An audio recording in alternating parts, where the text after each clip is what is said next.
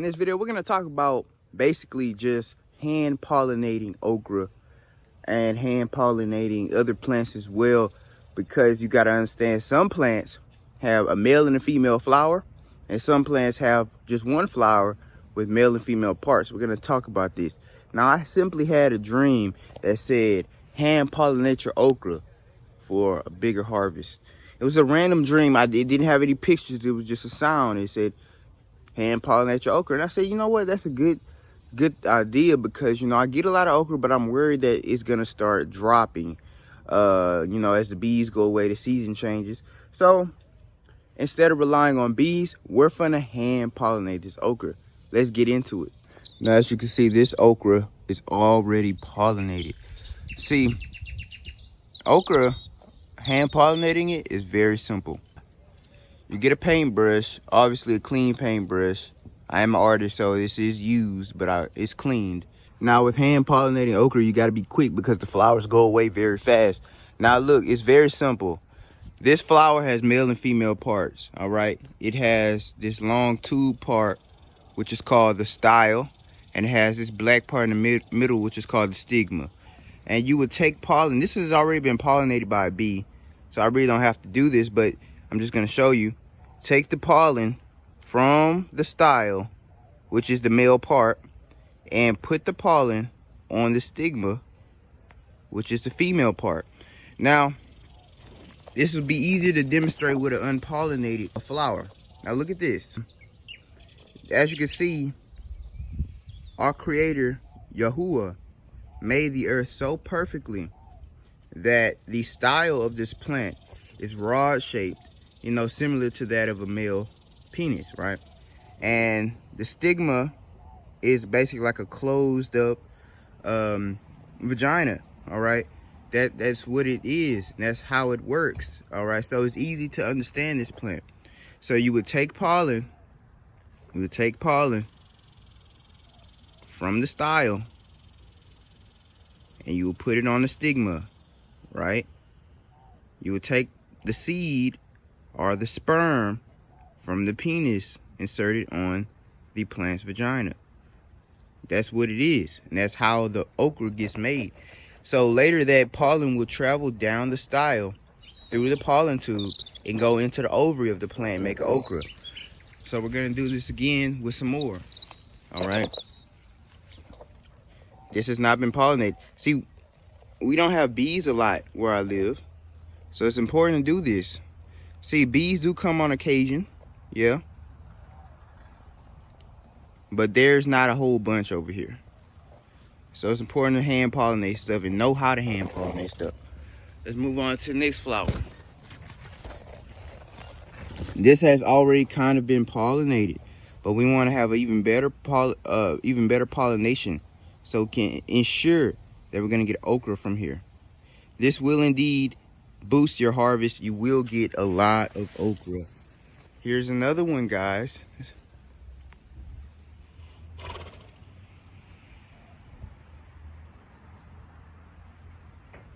So much pollen on my paintbrush.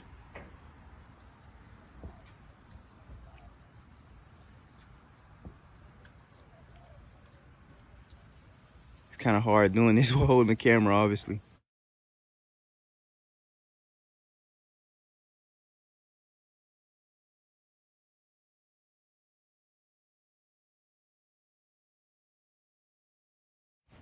And they will eventually grow into some good looking okra like this. Here's another flower. We want to do this to all of our flowers. I have 38 okra plants, and they are producing very, very good, but they can be better. I'm getting about 9 to 10 okras, sometimes 11 okras a day. But like I said, they could be better. It could produce, with the amount of okra I have, I could produce, if everything goes good, 50 okras a day. Can you believe that? Could you believe that? But I could, if everything goes good with this garden. Get that little guy there. All right, homesteaders, now we're going to be talking about pollinating plants that do not have a one flower with male and female parts. we're gonna be talking about plants that have a male and a female flower, different flowers, 2 flowers, male and female. So we're gonna go on to our cucumbers here, and it's, you know, it's not just cucumbers. This is also watermelons, anything in the melon family, things like that. They're gonna have 2 flowers. One is gonna be male, one is gonna be female. So let's get into it. Now, if we look closely, we can see a bumblebee pollinating these flowers. Now, that's very good. There are bees in this garden, but there's not enough for what we're trying to do. We have to make sure that we can get as much produce as what we want. This is my trellis. In the future, these cucumbers will spread onto the top, and I will actually have fruit hanging down the middle. But these are relatively new. I planted them about a month ago or less. They grow so fast. We're going to talk about how to pollinate these guys. So we're going to identify the flowers. But make sure before you do anything that your paintbrush is cleaned off from a different plant. So this is okra, so we want to wipe that off. Get all the pollen off of that stuff. All of it gone. You got to detail this stuff. Make sure all the pollen is off, because you don't want to crossbreed a plant or have insufficient type of pollen going into the stigma of anything. All the flowers that you're looking at here, these are all male flowers, all right? They hold the pollen, all the pollen, they hold it.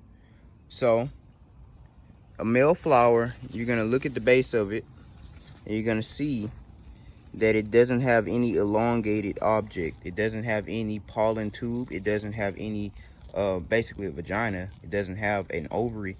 It just simply has this pollen sticking up right here. But let's find a female.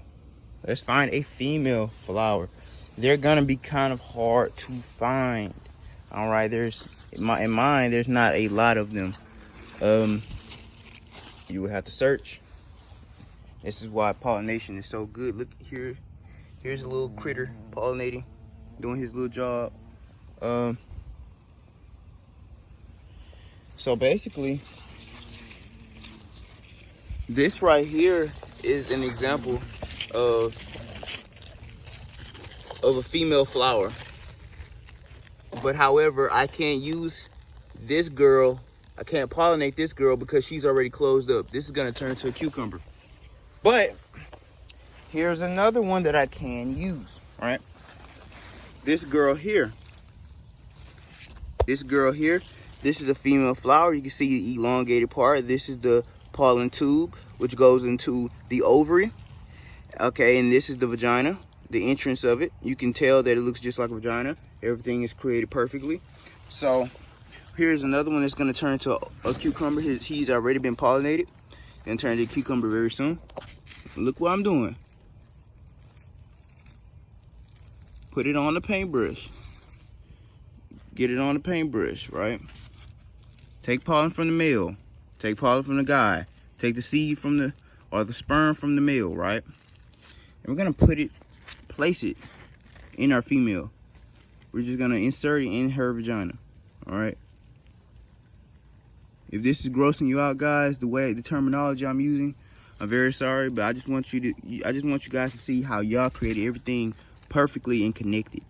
Even the plants have similar anatomy to us. Isn't that crazy? Everything was created simply just to reproduce. Isn't that beautiful? It's very beautiful. So, as you can see, this is the male. Take pollen from here, put it on a female, and you got a fact that you're gonna get a lot of cucumbers. This also works on melons.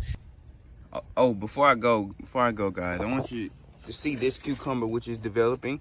She was pollinated, and now she's making fruit. Isn't that amazing? It's gonna fill in till it makes an entire cucumber. But with that being said, I'd like to say shalom to all my family. Keep on homesteading, keep on growing, keep on doing right. Peace.